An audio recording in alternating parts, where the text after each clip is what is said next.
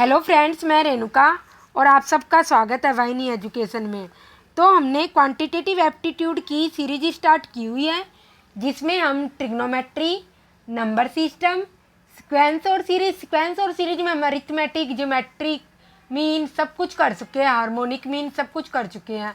और एल्जेब्रा में भी हमने ऑलमोस्ट कोई भी क्वेश्चन नहीं छोड़ा है जो किसी भी एग्जाम में आ जाए, बस स्टेटमेंट बेस्ड क्वेश्चंस रहे हैं। तो आज हम एल्जेब्रा में स्टेटमेंट बेस्ड क्वेश्चंस करते हैं और कल से हम एवरेज स्टार्ट करेंगे, जो हमारा नेक्स्ट टॉपिक है। तो हमारा फर्स्ट क्वेश्चन है कि फर्स्ट 2 किलोमीटर फेयर चार्जेस क्या है, 25 रुपीज़ है।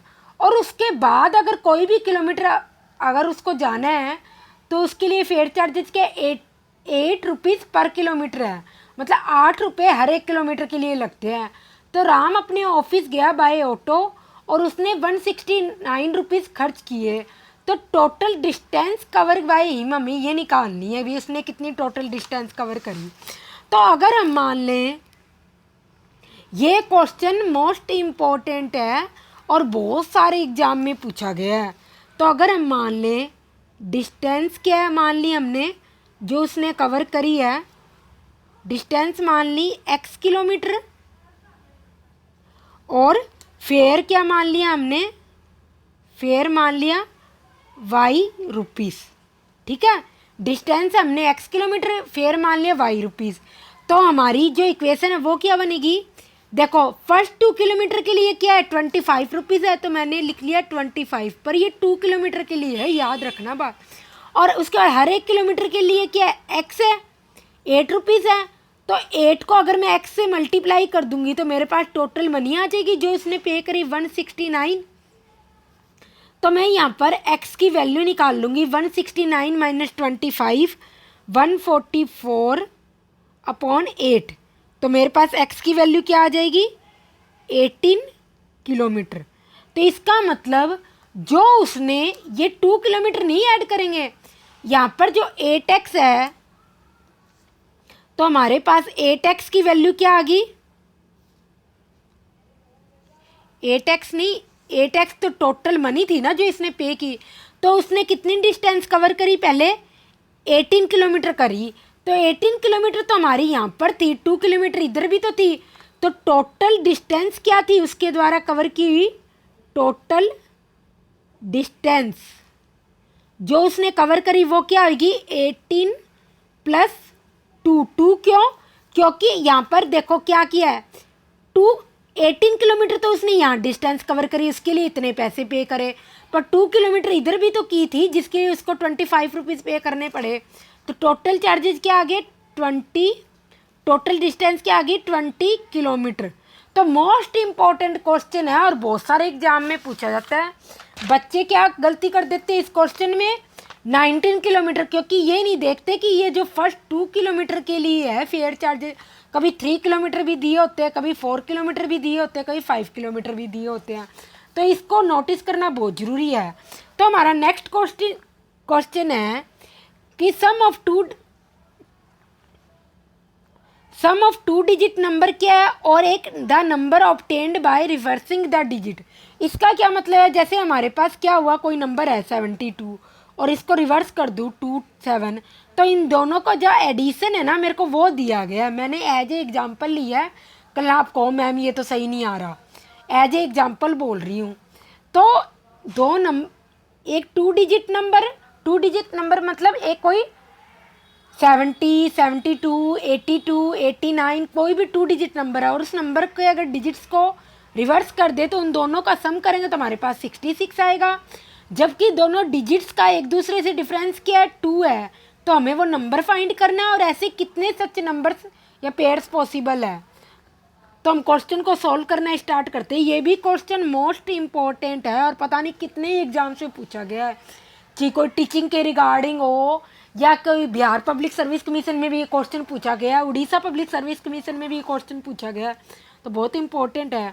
तो हमने मान लिया 2 डिजिट्स क्या है, 2 डिजिट्स क्या है हमारे, हमने मान लिए x और y है। तो नंबर क्या हो गया, नंबर जो रियल नंबर है हमारा 10x प्लस वाई, ये क्यों आया देखो यहाँ पर, जैसे मैंने 72 लिखा तो मैं क्या लिखूँगी 10 इंटू 7, ये हमारा 10th डिजिट हो गया क्योंकि हम पीछे से काउंट करना स्टार्ट करते हैं। ये हमारा 1st डिजिट है, ये हमारा 10th डिजिट है। ठीक है, तो 10 इंटू 7 प्लस 2, तो 10x प्लस वाई, मैंने इसी फॉर्म में लिखा है ये नंबर। तो 10x प्लस वाई मेरा ओरिजिनल नंबर है और इक्वेशन के अकॉर्डिंग क्या है 10x प्लस वाई, और रिवर्स कर दे इसके डिजिट को 10y plus x is equal to, हमें क्या दे रखा है 66। तो यहाँ पर क्या आ जाएगा 11x plus y is equal to 66, और x प्लस वाई की वैल्यू क्या आ गई हमारे पास 6 आ गई। और दूसरी इक्वेशन क्या दे रखी है हमें, x y से कितना डिफर करता है 2, सेकंड इक्वेशन ये आ गई। तो ये फर्स्ट है, ये सेकंड है, इन दोनों को जब हम ऐड करेंगे तो हमारे पास x की वैल्यू क्या आ जाएगी, x की वैल्यू आ जाएगी 4 और y की वैल्यू क्या आ जाएगी 2। तो x की वैल्यू क्या आ गई 4 और y की वैल्यू क्या आ गई 2। तो हमारे पास कितने पेयर्स पॉसिबल होंगे, या तो 42 नंबर होगा, या अगर हम x को क्या मान लें 10y प्लस x अगर नंबर मान ले तो हमारे पास पेयर क्या बनेगा 24। समझ गए, इसमें x की वैल्यू रखोगे तो आपके पास क्या आएगा 10 इंटू 4 प्लस 2 42। पर अगर आप ऐसे भी तो मान सकते हो ना 10y प्लस x, ऐसे भी तो मान सकते हो, तो उस केस में क्या होगा 10 इंटू 2 प्लस 4 24 आ जाएगा। तो इसलिए यहाँ पर 2 पेयर ओनली पॉसिबल होंगे इस नंबर के।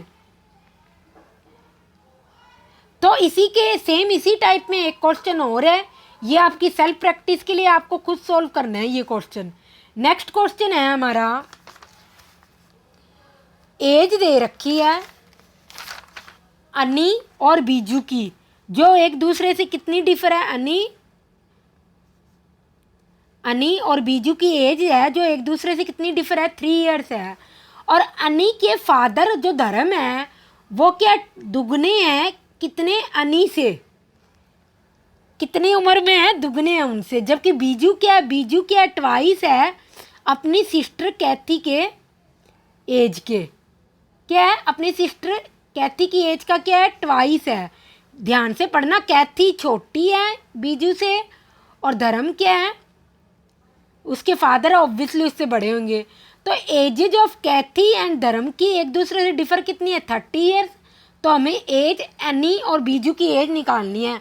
तो एज के रिगार्डिंग भी बहुत सारे क्वेश्चन आते हैं, फ्रैक्शन में भी अलजेब्रा के क्वेश्चन बनते हैं जो मैं ऑलरेडी नंबर सिस्टम में करवा चुकी हूँ, और इसके अलावा जो मीन है वो भी मैं करवा चुकी हूँ।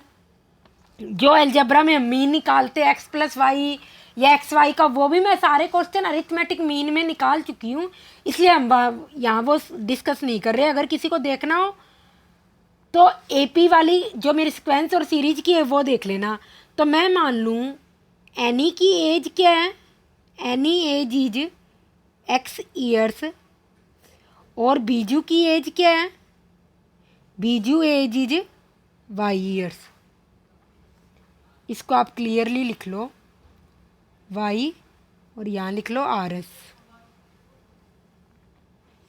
ठीक है, तो फर्स्ट कंडीशन क्या है, दोनों की एज का डिफरेंस कितना है, एक्स माइनस वाई कितना है 3। तो मैंने लिख लिया x minus y is equal to 3। अब मेरे पास ये फर्स्ट इक्वेशन आ गई। सेकंड क्या है 2x, एनी की जो एज है वो इसके फादर की एज का क्या है डबल है। तो इसलिए मैंने क्या लिख दिया यहाँ एनिस, या धर्म लिख लो आप, एनिस का फादर ही है ना, DHARAM, धर्म लिख लिया। तो धर्म क्या आ गया यहाँ पर 2x। ऐसी जो बीजू की सिस्टर है, बीजू की एज क्या है y, और 2 इसमें क्या 2 इंटू सिस्टर की एज का क्या ट्वाइस है, तो ये तो ऑलरेडी है। यहाँ मैं क्या लिख देती हूँ कैथी लिख देती हूँ 2 इंटू कैथी एज।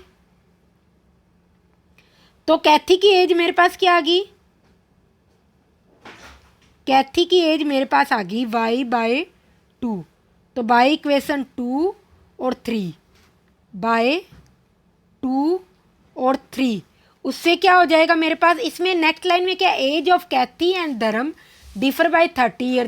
धर्म की एज क्या है 2x, कैथी की एज क्या है y/2 और कितना डिफर है 30। तो 4x minus y is equal to 60 आ गया। ये मेरी फोर्थ इक्वेशन आ गई। जब हम 1 और 4 को सॉल्व करेंगे तो हमारे पास x की वैल्यू क्या आ जाएगी, यहाँ पर आ जाएगी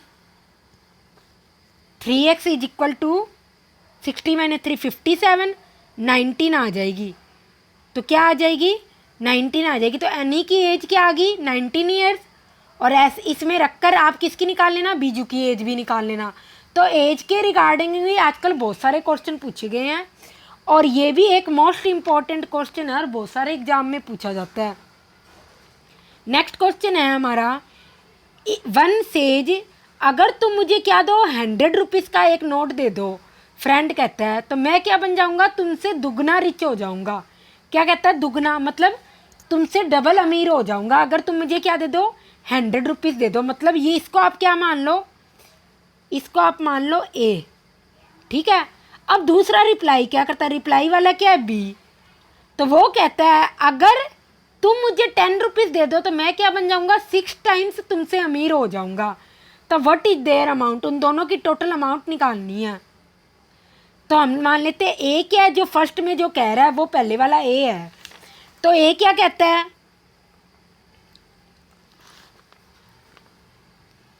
तो मैंने मान लिया ए की अमाउंट क्या है, ए मनी क्या है, एज मनी हैव क्या मनी है उसकी x रुपीज़, और बीज की क्या मनी है, बी की मनी है y रुपीज़। तो हमारी इक्वेशन क्या बनेगी, अगर ए क्या कर दे, ए कह रहा है 1 से यू गिव मी 100 रुपीज़, तो ए को 100 रुपीज़ मिल रहे हैं इसलिए हम x प्लस 100 कर दें, और बी से क्या 100 रुपीज़ जा रहे हैं इसलिए मैंने y माइनस 100 कर दिया। तो x क्या, ये ए क्या हो जाएगा डबल रिच हो जाएगा इससे, इसलिए मैंने यहाँ पर 2 लगा दिया। ये तो डबल है ऑलरेडी है तो मैं इसको इक्वल करने के लिए यहाँ पर लगाऊंगी 2।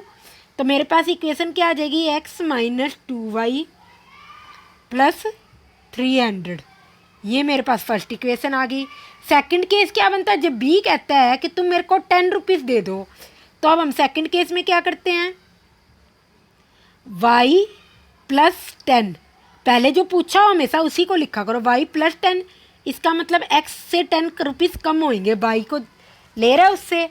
तो b कहता है मैं तुझसे 6 टाइम्स रिच हो जाऊंगा, तुमसे कितना, तो b अब कितना टाइम रिच हो गया 6 टाइम, इसलिए हम x को 6 टाइम्स करेंगे। तो यहाँ पर हमारी इक्वेशन क्या आ जाएगी, 6x minus y minus 70 is equal to 0। ये सेकंड आ गई। तो आप जब फर्स्ट और सेकंड इक्वेशन को सॉल्व करोगे तो आपके पास x और y की क्या आ जाएगी, वैल्यू आ जाएगी। तो ये क्वेश्चन भी आपके लिए आगे फर्दर सेल्फ प्रैक्टिस के लिए आप खुद सॉल्व करना। मैंने इक्वेशन दोनों बना दी और ये क्वेश्चन भी बहुत इंपॉर्टेंट है और बहुत सारे एग्जाम में पूछा जाता। तो हमारे इसको ये जो इस टाइप में क्वेश्चन है ये भी क्वेश्चन मोस्ट इम्पॉर्टेंट है और बहुत सारे एग्जाम में पूछा गया है। नेक्स्ट क्वेश्चन है हमारा, student of a class are made, एक रो में खड़ी होने के लिए स्टूडेंट्स को रो में खड़ा किया गया है, बहुत सारी रोज है। तो इसमें क्या, अगर 3 स्टूडेंट एक्स्ट्रा हो एक रो में तो ऑब्वियसली रो कम हो जाएगी, और अगर 3 स्टूडेंट कम हो एक रो में तो ऑब्वियसली अगर स्टूडेंट रो में कम है तो रो ज़्यादा हो जाएगी, अगर रो कम है तो स्टूडेंट ज़्यादा हो जाएंगे ऑब्वियसली यार रो में, यही होगा क्वेश्चन। तो find the student in the class, तो हमें ये निकालना है। तो हम क्वेश्चन को सॉल्व करना करते हैं। हम मान लेते हैं स्टूडेंट्स क्या है हमारे पास, स्टूडेंट्स है हमारे पास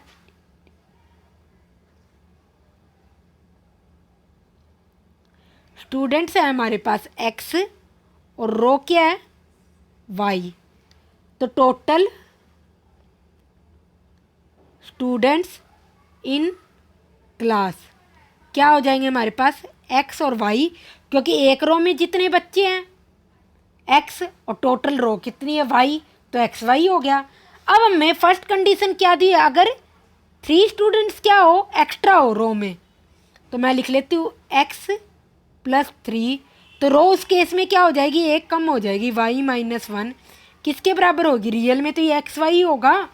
और अगर सेकंड केस क्या दे रखा है, 3 स्टूडेंट अगर क्या हो, लेस हो रो में, तो रो कितनी हो जाएगी, 2 ज़्यादा हो जाएगी, वाई प्लस 2, ये भी एक्स वाई हो जाएगा। ठीक है, तो आप जब इन दोनों को सॉल्व करोगे तो आपके पास फर्स्ट क्या आ जाएगी, एक्स वाई से तो देखो एक्स वाई कट ही जाएगा, 2 वेरिएबल्स में रहेगी नहीं इक्वेशन। तो फर्स्ट आएगी 3y minus x is equal to 3, इससे ये आएगी। और सेकंड आएगा 2x minus 3y is equal to 6, ये 2 आ गई। तो जब आप 1 और 2 को सॉल्व करोगे, इनको और इनको सॉल्व करोगे, तो आपके पास क्या आ जाएगा, x की वैल्यू आ जाएगी 9, x की वैल्यू 9 आई तो यहाँ पे रख देंगे, तो y की वैल्यू क्या आ जाएगी, y की वैल्यू आ जाएगी 4। ठीक है, तो आपके पास टोटल स्टूडेंट्स कितने हो गए, टोटल स्टूडेंट्स कितने हो गए, x इंटू वाई 9 इंटू 4 36 आपके पास क्या हो गए, टोटल स्टूडेंट्स हो गए। अब हमारे पास नेक्स्ट क्वेश्चन है एज के रिगार्डिंग ही, ये क्वेश्चन आपकी सेल्फ प्रैक्टिस के लिए है, मैंने सारे ऑप्शन भी लिख दिए हैं। नेक्स्ट क्वेश्चन है हमारा डिफरेंस ऑफ स्क्वायर ऑफ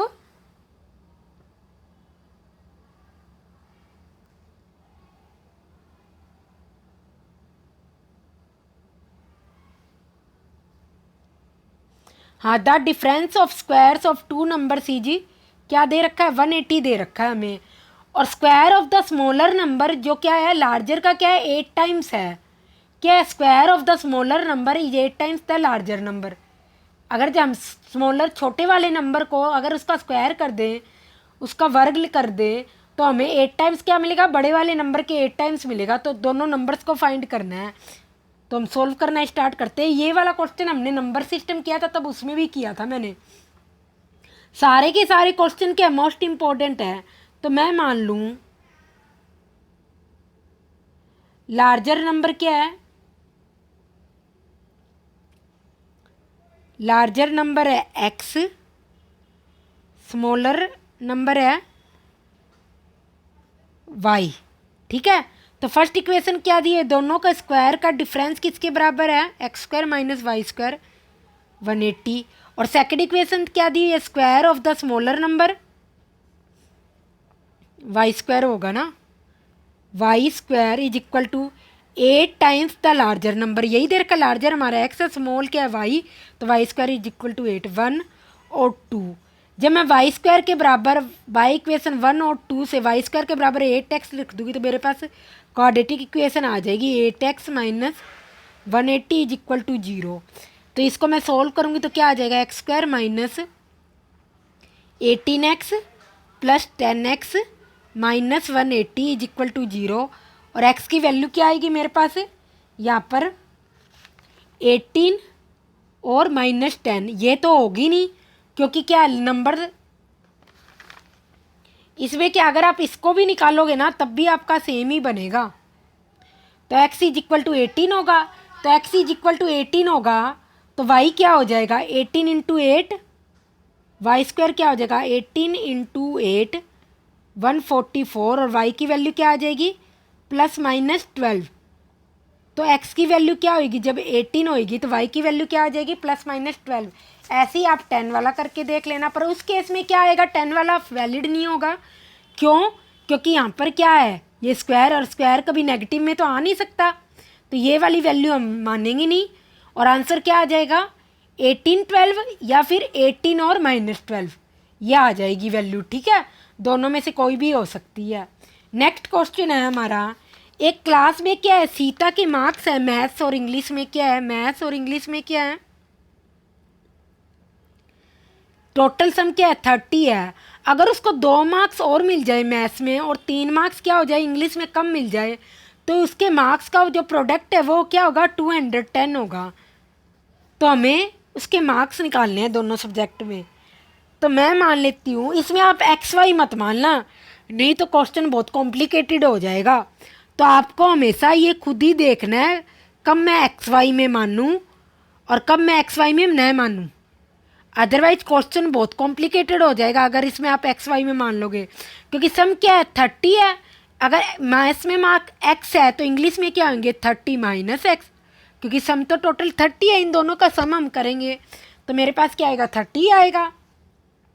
अब नेक्स्ट लाइन क्या दे रखी है, अगर मैथ्स में क्या हो 2 मार्क्स ज़्यादा हो मतलब एक्स प्लस 2, और इंग्लिश में क्या हो 3 मार्क्स कम हो 30 माइनस एक्स माइनस 3। प्रोडक्ट क्या होगा उनका, प्रोडक्ट मतलब मल्टीप्लिकेशन, तो x plus 2 27 minus x is equal to 210। ये आ गया मेरे पास। तो अब मैं जब इसको सॉल्व करूँगी तो मेरे पास आ जाएगा x square minus 25x plus 156 is equal to 0। और इसको जब मैं स्प्लिटिंग करके सॉल्व करूँगी तो मेरे पास x की वैल्यू क्या आ जाएगी 13 और 12। तो आप दोनों केस को लेकर इंग्लिश में मार्क्स निकाल लेना, आपके पास फाइनल आंसर आ जाएगा। तो ये हमारा आज का लास्ट क्वेश्चन था और हमने अलजेब्रा में जितने भी टॉपिक जितने भी क्वेश्चन ऑलमोस्ट हो सकते थे मैक्सिमम अटमोस्ट मैंने सारे के सारे कवर कर लिए। इवन स्टेटमेंट बेस्ड क्वेश्चन भी कवर कर लिए। जो इजी थे वो मैंने नहीं किए, जो आप कर सकते हो खुद। तो आई होप आज आपने कुछ नया सीखा होगा। वीडियो को लाइक और शेयर जरूर करें और वाहिनी एजुकेशन को सब्सक्राइब भी जरूर करें। Thank you.